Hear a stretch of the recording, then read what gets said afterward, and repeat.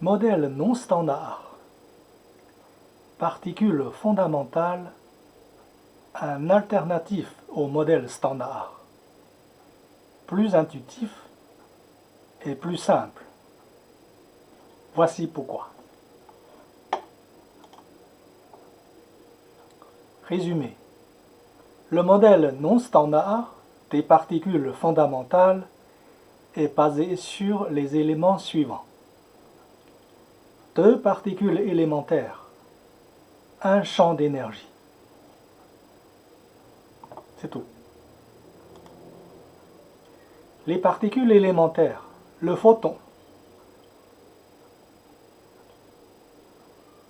Le photon se déplace dans une direction. Si on prend le photon avec la main droite, le pouce pointe vers la direction du déplacement et les quatre autres doigts pointent vers le sens de rotation. Alors on a un photon plus. Et dans l'autre sens, c'est un photon moins.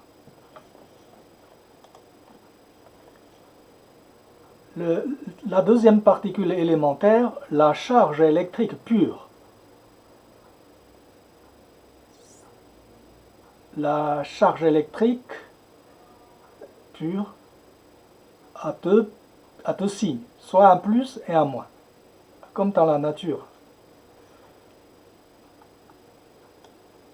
C'est tout. Le champ d'énergie. Le champ d'énergie Q, il est modélisé comme constitué d'éléments infiniment plus petits que le photon et la charge électrique pure. Notez Q, substance. Il est responsable de la motricité du photon. Il est responsable de l'interaction électrique, il est responsable de l'interaction magnétique et il est également responsable de l'interaction gravitationnelle. Les mécanismes exacts restent à découvrir, mais les expériences montrent que le champ Q est conservatif.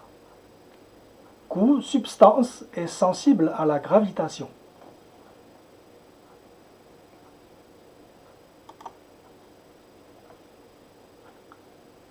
Structure d'un électron.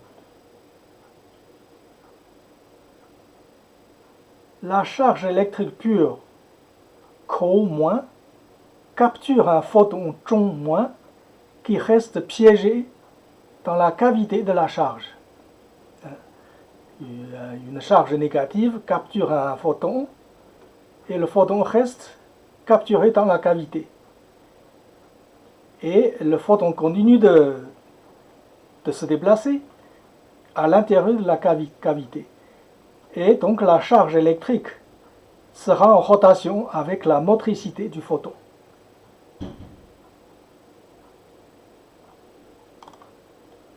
Structure d'un positron. C'est similaire à l'électron, mais avec une charge positive. Et le positron également tourne avec la motricité du photon.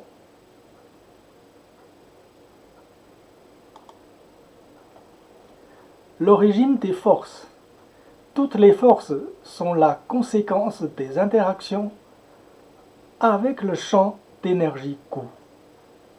La force électrique, la force magnétique et la force gravitationnelle. Formulation de la force électrique. Une charge électrique perturbe le champ Q. L'effet est inversement proportionnel à la distance. Ici, la charge électrique, c'est un électron ou un positron. Ce n'est pas une charge électrique pure, mais énergisée, en capturant un photon. La force est la dérivée de l'énergie. Ça, c'est une notion physique. Toute cette force est inversement proportionnelle à R carré. En dérivant 1 sur R, on obtient un 1 sur R2, avec un signe moins. Donc la force de Coulomb est modifiée en la formule suivante. F égale à epsilon 0, Q1, Q2 multiplié par R, c'est le vecteur, divisé par R cube plus bêta cube, où F, c'est la force électrique, epsilon 0, c'est la permittivité diélectrique du vide, qui vaut une certaine valeur, comme dans la formule de Coulomb. R est la distance entre les deux charges électriques. R vecteur est son vecteur. Et bêta est une constante, qui vaut 10 puissance moins 18 mètres. QI, c'est la charge électrique pondérée numéro I. Après, on va voir comment est définie la charge électrique pondérée. Formulation de la charge électrique pondérée. La charge électrique pondérée est une charge électrique.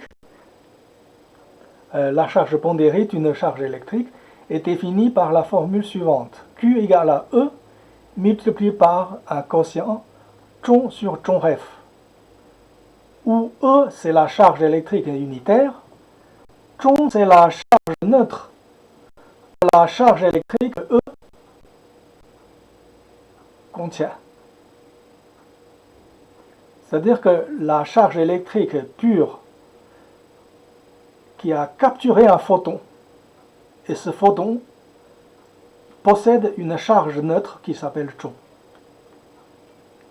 Chon F, c'est la charge neutre de l'électron de référence, et l'électron de référence est celui qui a servi à la détermination d'epsilon 0. On revient à la formule de la force électrique. Alors, quel est le rôle du bêta cube? Si on enlève le bêta cube, on retrouve la formule classique de Coulomb. Le bêta cube est d'une valeur tellement petite qu'à l'échelle macroscopique, on retrouve cette formule est équivalente à la formule classique, à la forme classique de formule de Coulomb.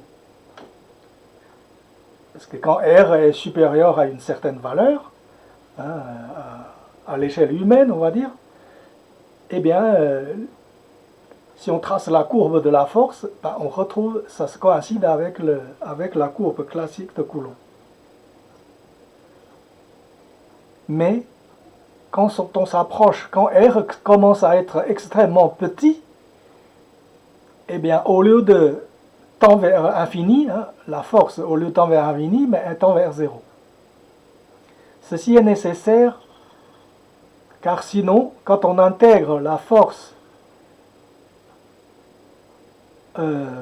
pour obtenir l'énergie, on obtient une énergie infinie, ce qui est contradictoire. En physique, ce n'est pas possible. L'intérêt de cette constante bêta, ça résout le problème de infiniment grand. Et dans le modèle standard, ces infiniment grands sont négligés, ce qu'ils appellent la normalisation des infiniment grands. Bon, ici on ne va pas s'éterniser dessus. En introduisant cette constante, on résout le problème de divergence de l'intégrale quand R tend vers 0. Formule de la force gravitationnelle. Un photon perturbe le champ Q, le champ d'énergie Q. L'effet est inversement proportionnel à la distance. C'est similaire à la charge électrique. La force est la dérivée de l'énergie. C'est de la physique, c'est de la physique classique. Toute cette force est inversement proportionnelle à R carré. Donc, la force de Newton est modifiée en la formule suivante. F égale à moins G, Chon 1, Chon 2, R vecteur, divisé par R cube plus gamma cube. Alors ici, c'est similaire. F, c'est la force électrique. G, c'est le coefficient d'amplitude. R, c'est la distance entre deux photons. R vecteur, c'est son vecteur. Et gamma, c'est une constante. Et on lui a donné la même valeur que que bêta précédemment. Et zhong I, c'est la charge neutre du photon. I, numéro I, avec I égale 1 ou 2. Voilà.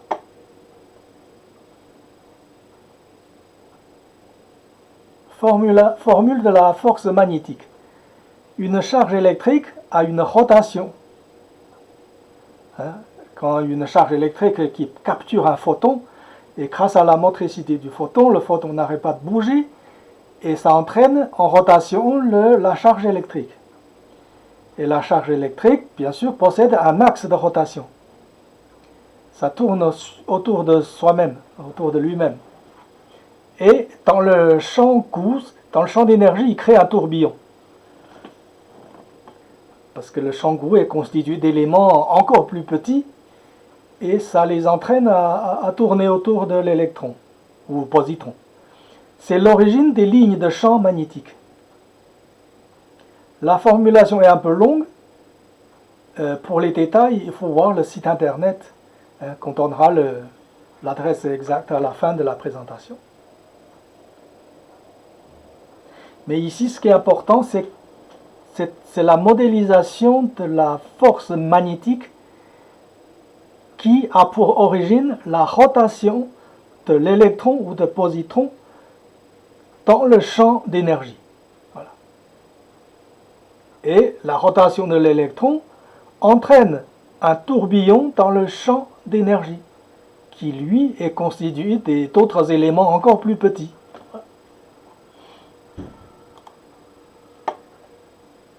L'origine de la masse inerte. L'origine de la masse inerte est liée au déplacement de l'électron ou positron. En effet, les briques de base de toute matière palpable dont l'électron sont, les briques de base de toute matière palpable sont l'électron et le positron. C'est-à-dire que dans la liste des particules élémentaires, on n'a que les photons et les charges électriques pures. Et toutes les autres particules, les matières, quelles qu'elles soient, seront constituées de photons et de charges électriques. Et ils ne peuvent s'associer que lorsque la charge électrique capte un photon. Et le positron, électron, donc ce qui fait que tout est constitué de positrons et d'électrons. Et à partir de ce moment-là, le problème se simplifie. Le problème de la masse, c'est lié au déplacement d'un électron. Un électron, en se déplaçant, laisse une série de trous derrière lui, qui ne disparaissent pas immédiatement. Un trou de ce type disparaîtra lorsque le tourbillon que l'électron avait généré s'épuise complètement. On a vu tout à l'heure, pour modéliser la force magnétique, une charge électrique ayant un photon tourne et crée donc un tourbillon autour de son axe de rotation. Et quand l'électron se déplace, le tourbillon, ça laisse toute une série de tourbillons derrière lui. Et ces tourbillons ne disparaissent pas immédiatement. Ça met un certain temps. Comme le champ d'énergie Q est conservatif, l'énergie des tourbillons est restituée à l'électron. Quand le tourbillon a fini par s'arrêter de tourbillonner, l'énergie qui les mobilise est restituée à l'électron qu'il a créé. Tant qu'il n'y a pas de perte d'énergie, l'électron garde la même vitesse de déplacement. Quand la vitesse est en déplacement constante, à vitesse constante, il restera constante. Mais quand on veut l'accélérer, si l'électron est accéléré, la vitesse augmente et le nombre de trous laissés derrière lui augmente. Plus il se déplace vite, plus il y a de trous laissés derrière lui. Donc, il faut plus d'énergie, puisque chaque trou laissé possède une énergie. Et l'énergie, eh ben, chaque trou, on va dire que chaque trou possède une énergie à peu près constante. Plus il y a de trous, plus il laisse de l'énergie. Donc, plus on veut que l'électron se déplace vite, ben plus il faut lui fournir de l'énergie pour que l'ensemble de l'addition des énergies eh ben, soit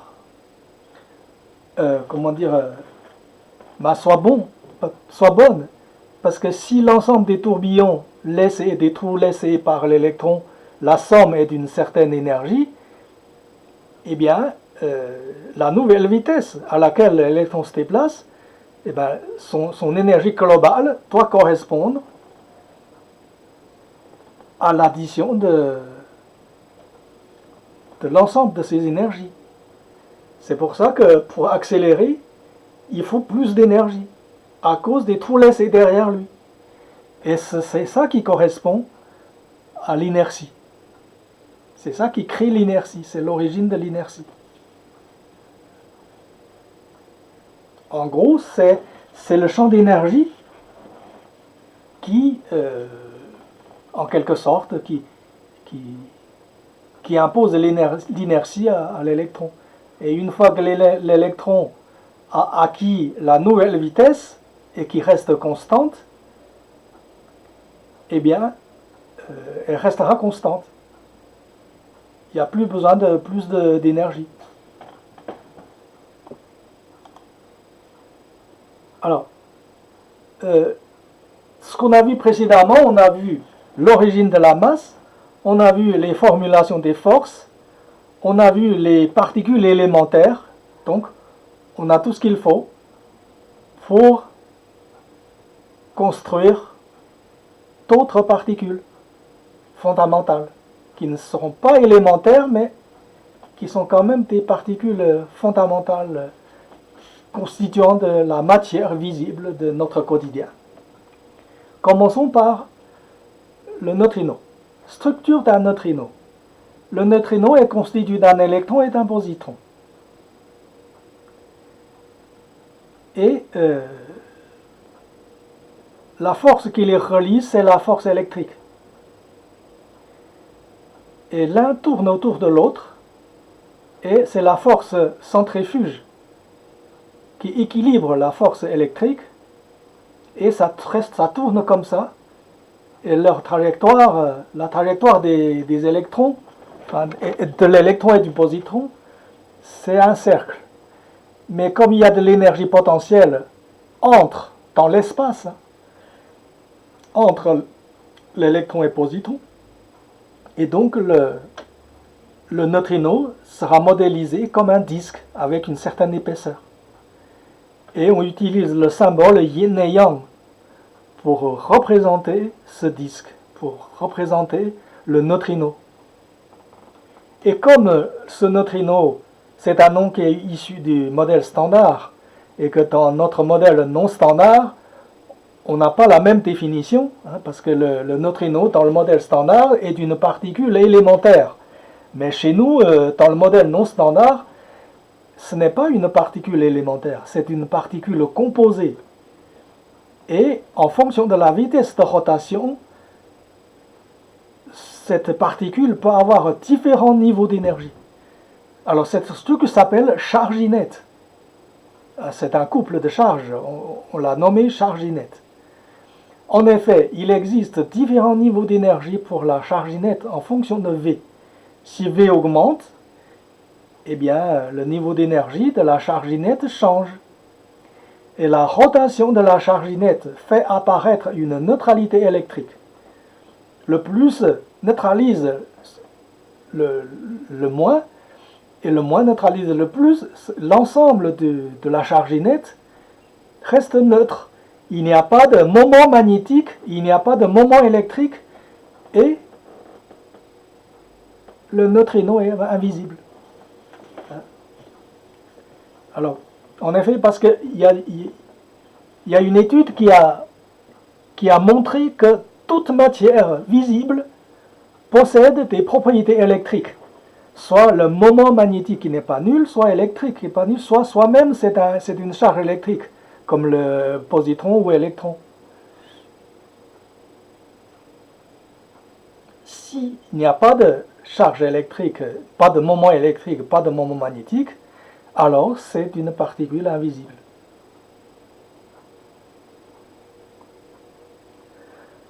Structure d'un quark-up. On a vu la structure d'une charginette. Si on prend 3 charginettes pour former une chaîne triangulaire, d'abord on forme une chaîne linéaire, alignée, et après on ramène le début à la fin, on essaye de mettre le début à la fin, et on obtient une structure triangulaire, une chaîne triangulaire. Et on peut démontrer que cette structure triangulaire est stable. Et cette stabilité est assurée par la force électrique aux 3 points de contact des 3 charginettes. La charginette verte a une vitesse orbitale 3v. Alors, par le principe des exclusions, on ne peut pas avoir plus de 2 électrons qui possèdent des propriétés similaires. Et un électron qui a une certaine vitesse et un autre électron qui a la même vitesse, il faut qu'il soit orienté différemment. Et si on met un troisième, on ne peut pas. Et donc, par contre, le troisième peut porter un niveau d'énergie différent. C'est pour ça que le vert, la charginette verte, n'a pas le même niveau d'énergie que les 2 autres. Dans un quark, on ne peut avoir que 2 charginettes possédant le même niveau d'énergie. Et la 3e charginette a forcément un niveau d'énergie différent. Et pour qu'au sommet, les électrons, l'électron-positron, ils soient synchronisés, c'est-à-dire chaque fois quand ils se rencontrent au sommet du triangle, c'est toujours un plus avec un moins. C'est pour ça qu'il faut 3V. C'est une condition nécessaire. 6V, 9V aussi, c'est possible. Mais le plus bas, c'est le plus petit multiple, c'est 3, quoi. Si c'est 2, ça ne va pas, parce qu'à un moment donné, un plus va rencontrer un plus, et un moins va rencontrer un moins, et la structure ne sera pas stable. Et cette structure sans positron s'appelle chrominette, up. Up, parce qu'il y a 2 charginettes de niveau d'énergie plus bas que la 3e. Cette particule composée, qui s'appelle chrominette up, est électriquement neutre, puisqu'elle est composée de 3 charginettes qui sont elles-mêmes neutres. Et cette nouvelle structure est également neutre, c'est-à-dire qu'on ne la verra pas.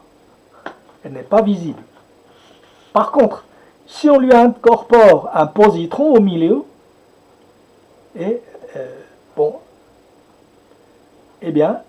ce quark sera visible. Et cette structure avec un positron s'appelle quark-up. Cette particule composée a une charge électrique E+. Mais le E+, il a 2 sorties possibles quand même. Il ne peut pas traverser les disques, mais il peut quand même s'échapper vers les 2 côtés. C'est pour ça qu'un quark n'est pas stable. Alors, structure d'un quark down, de manière symétrique, on met 2 charginettes de niveau d'énergie 3V et une charginette de niveau d'énergie V, ou plutôt la vitesse V, la vitesse de rotation V, et on obtient qu'on appelle ça une structure chrominette down. Alors, pourquoi chrominette? Ça vient de la chromodynamique, c'est pour faire le lien avec la chromodynamique. C'est dans la quantique, chromodynamique quantique, et on a donné des couleurs à des quarks. Voilà. C'est juste pour faciliter le lien avec le modèle standard, on les a donné ce nom. Et la structure avec un électron qui est au milieu, et cette structure avec électron s'appelle quark down. Cette particule composée a une charge électrique E-.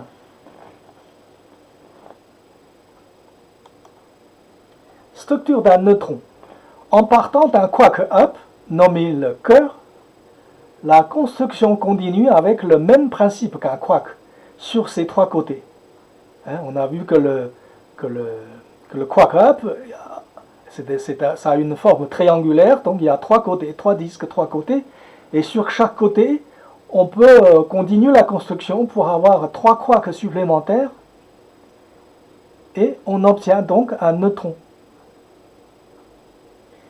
Chaque quark, on lui incorpore une charge électrique, et on obtient deux quarks down et un quark up autour du cœur. Et on a un neutron parce qu'en additionnant, on a deux électrons et deux positrons. Ce qui fait une somme de charge électrique égale à 0. C'est pour ça que c'est neutron, parce que c'est neutre. Et ici, les quarks possèdent des charges électriques entières. Vous voyez, c'est très simple. On n'a pas besoin de chercher des charges fractionnaires. Pour moi, on a déjà vu dans une autre vidéo que les solutions fractionnaires, c'est parce que ce sont des modèles mathématiques. Et un modèle physique respecte les contraintes physiques. Représentation du neutron.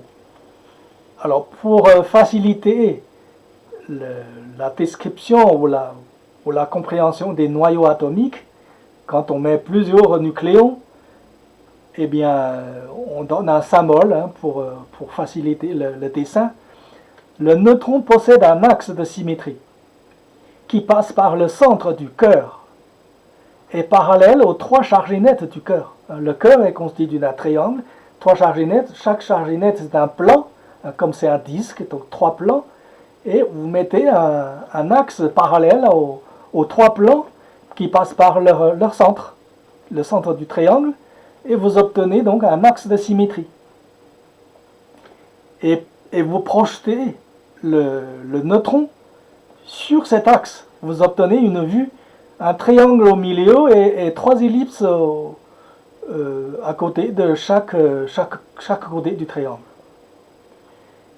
Et pour faciliter la vue encore, on met un grand triangle encore pour encadrer le tout. Grosso modo, on a encore une structure triangulaire pour le neutron. Bon, ça c'est juste symbolique. Il a une certaine épaisseur, bien sûr. Structure d'un proton. Eh bien, même principe, sauf que le point de départ, c'est qu'on part d'une chrominette down nommée cœur. On ne part plus d'un quark, mais d'une chrominette, c'est-à-dire qu'au milieu, il n'y a pas de charge. Et on continue à construire, on obtient donc trois quarks autour, avec deux quarks up et un quark down, et avec donc deux charges positives et une charge négative, et on obtient donc un proton avec une charge plus. Voilà. La représentation, c'est pareil par rapport à l'axe de symétrie, c'est le même principe, c'est symétrique. Alors, une fois qu'on a vu les nucléons, on peut donc construire des noyaux plus compliqués avec ces nucléons. Le plus simple, c'est le deutérium. Structure d'un noyau deutérium. Le noyau de deutérium est constitué d'un proton et d'un neutron. En faisant l'abstraction du positron du cœur du neutron, la répartition des charges électriques du neutron est symétrique à celle du proton. Cette symétrie E plus E- constitue naturellement trois liaisons électriques par la force de Coulomb. Vous voyez, ici, on n'a pas de force électrique électroforte ou électrofaible. On a besoin simplement de trois forces classiques de Coulomb, qu'on a un petit peu modifié la formule, mais dans le fond, ça reste la même formulation et le même principe de force électrique que la force de Coulomb. avec une très très légère modification pour ne pas diverger quand la distance tend vers 0. C'est tout. Et à part ça, ça reste disons, principalement collé à la formule de Coulomb. Vous voyez, je n'ai pas besoin d'introduire la électroforte ou électrofaible. La liaison est constituée de 3 paires de couples charge plus et charge moins, ou électron-positron. Et voilà, ça forme naturellement une liaison entre protons et neutrons. Ensuite, on regarde le tritium. Le noyau du tritium est constitué d'un proton et de 2 neutrons. En partant du deutérium, on met un deuxième neutron de l'autre côté du proton, de manière symétrique, et on obtient le deutérium. Vous voyez, c'est toujours 3 liaisons, E plus, E moins, pas de force électroforte, ni de force électrofaible. Structure d'un noyau hélium. Le noyau de l'hélium est constitué de 2 protons et de 2 neutrons. En partant de 2 deutérium, on les met en parallèle, mais en mettant leur axe de symétrie dans la direction inversée. Si l'un dirige vers le haut, l'autre on le met dirigé vers le bas. Et on obtient ainsi une symétrie avec 4 groupes de E plus et E moins, et le deutérium, donc, de manière, on va dire, côte à côte, on a une liaison formée de 4 couples E plus E moins. Tandis que les liaisons proton-neutron sur le côté, c'est 3 couples. Voilà. Donc, d'un côté, on a une liaison 3 couples. L'autre côté, on a une liaison 4 couples. Et on forme ainsi une structure de hélium.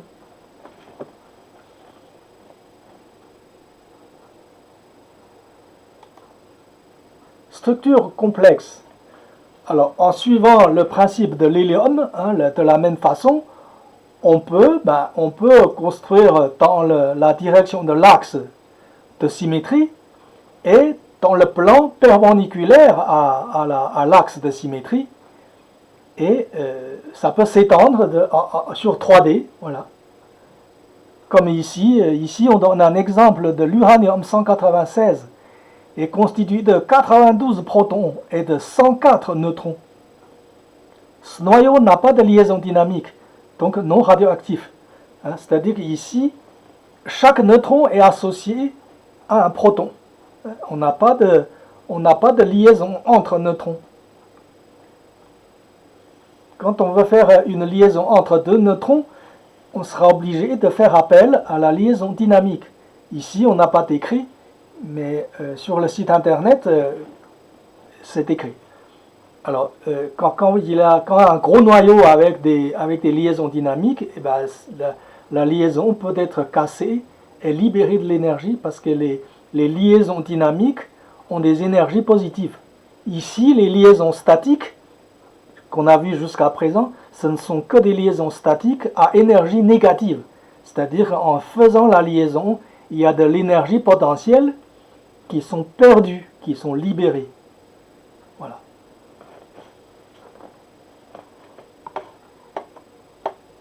Alors, il y a quand même une limite dans cette construction. Quand la charge positive de la structure atteint une certaine limite, la force répulsive, c'est entre les plus, parce que le proton c'est un plus, sera supérieure à celle attractive d'une liaison proton-neutron statique.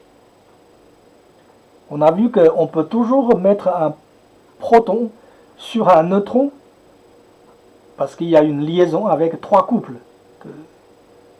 d'électrons-positrons, et la force de cette liaison est supérieure à la force qui repousse entre 2 charges électriques, entre 2 positrons, puisqu'entre 2 protons, il y a 2 charges positives en trop, entre guillemets, qui repoussent.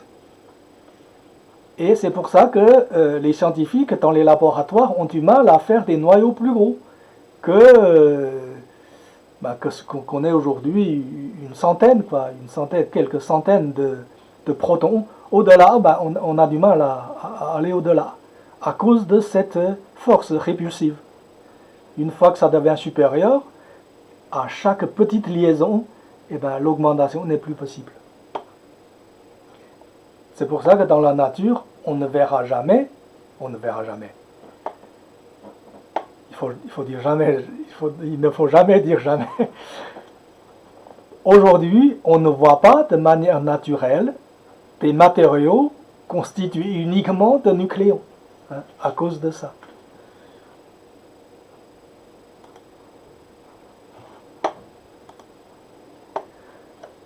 Alors, on a vu comment construire les particules fondamentales.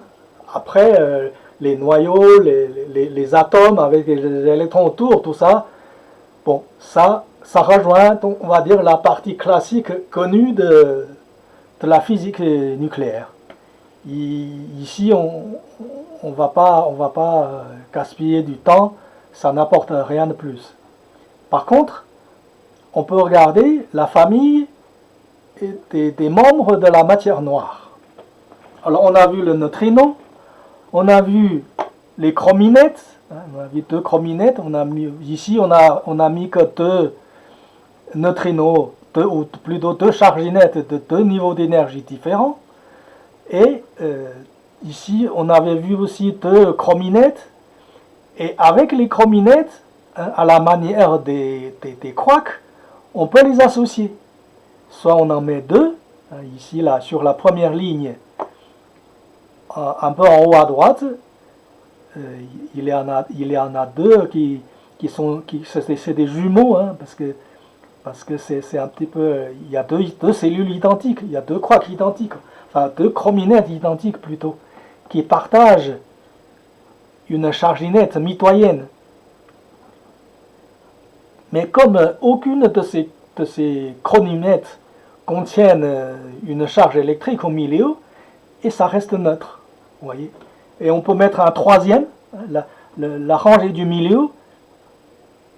La rangée du milieu, il y en a 3 là, non, il y en a 2. La rangée du milieu, les 2 premiers ont 3, mais les deux suivants c'est 2. Voilà, parce que là, c'est un peu mélangé. Mais alors, tout ça pour dire qu'il y a des particules formées de 2 quarks, de 2 chrominettes plutôt, ou de 3 chrominettes. Voilà, 3 chrominettes. La dernière rangée, c'est les 2 premiers, c'est 3 chrominettes. C'est un peu, c'est sous cette forme-là. C'est-à-dire qu'il y a une chrominette au milieu et on n'a mis que 2 sur les 2 côtés, mais pas le troisième côté. Et quand on en met une sur le troisième côté, c'est les 2 derniers cas. C'est l'équivalent du proton et neutron au qui on a enlevé toutes les charges libres, toutes les charges célibataires, on va dire, qui ne sont pas en couple. Et on obtient donc cette famille des membres de la matière noire. Parce que toutes ces particules sont invisibles, mais qui sont stables. Alors, on peut continuer la construction sur les charges nettes. Mais au-delà, on n'est pas certain de leur stabilité. Voilà. Mais cette famille-là, telle qu'on a présentée ici, on est sûr qu'elles sont stables. Voilà. C'est pour ça qu'on les présente comme les membres de la matière noire. Parce qu'on est sûr qu'ils sont stables. Mais ça ne veut pas dire qu'il n'y en a pas d'autres. Voilà. C'est ça que je veux dire. Alors, maintenant on va voir, on a vu les particules invisibles, maintenant on va voir un petit peu les autres particules visibles. Il y a les muons. Les muons, c'est ces 4-là. Ça veut dire que pour le premier cas, là, on met un électron, on peut mettre 2 électrons, parce que c'est des quarks-dents. Les quarks-dents ne peut contenir qu'un électron. Soit on en met un, soit on en met 2. Voilà. Donc le muon peut être chargé une fois ou deux fois. Le muon chargé deux fois, deux électrons, est probablement moins stable que le muon avec un seul électron. Mais dans tous les cas, tous les deux sont instables, parce que l'électron peut s'échapper. Ils ont deux sorties du triangle, de la structure triangulaire, et de toute façon, ils sont tous les deux instables. Et à droite, c'est symétrique. C'est les symétriques du muon des deux premiers cas. C'est-à-dire que c'est des quarks up avec un positron, soit un positron, soit deux positrons, puisqu'il y a deux quarks. Enfin, deux chrominettes plutôt. Et donc, de manière symétrique, on a quatre muons possibles. Après, c'est les pions. Les pions, c'est-à-dire que les chrominettes, ce ne sont pas les mêmes, ce ne sont pas des jumeaux, ce ne sont pas des jumelles, mais mixées. C'est-à-dire qu'il y a une chrominette up et une chrominette down. Voilà. Alors, ok, soit on met un électron, soit on met un positron. Ou on met les deux. Quand on met les deux, c'est un pi 0. Et quand on met un des deux, c'est un pi plus ou un pi moins. Vous voyez? Et pour chaque cas, il y a la symétrie. Il y a le up ou le down. Vous voyez? Donc on a 6 possibilités pour le pion pi. Alors les kaons K. Les kaons, c'est avec 3 chrominettes. Voilà. Ici, on a plutôt le cas des up. Pas tout à fait les up, mais disons que c'est le premier groupe qui ont une couleur externe un peu orange, bleu-orange. Et là, c'est pareil, on a mis toutes les combinaisons possibles avec des charges possibles, soit une seule, soit deux, soit trois d'ailleurs. Hein.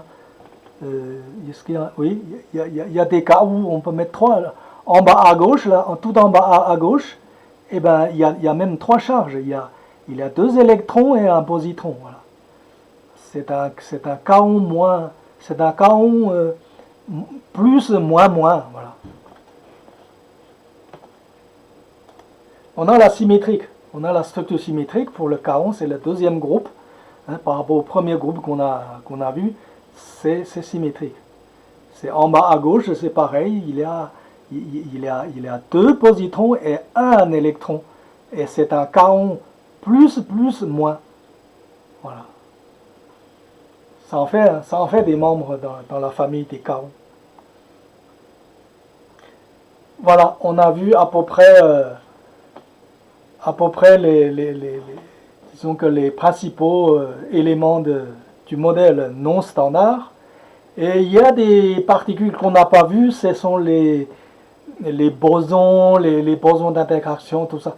Tout ça, dans le modèle non standard, on n'en a pas besoin. Ça correspond essentiellement aux énergies de liaison, hein, ou des énergies d'interaction. C'est-à-dire que les énergies de liaison, les énergies d'interaction n'appartiennent pas aux particules. Ce sont des énergies qui appartiennent au champ d'énergie. Hein, c'est comme l'énergie potentielle entre 2 charges électriques. Cette énergie n'appartient ni au positron ni à l'électron. Ça appartient au champ électrique dans l'espace. Alors pour plus de détails, il faut voir les deux liens. https nonstandardmodel.org ou http jacques.don.free.fr.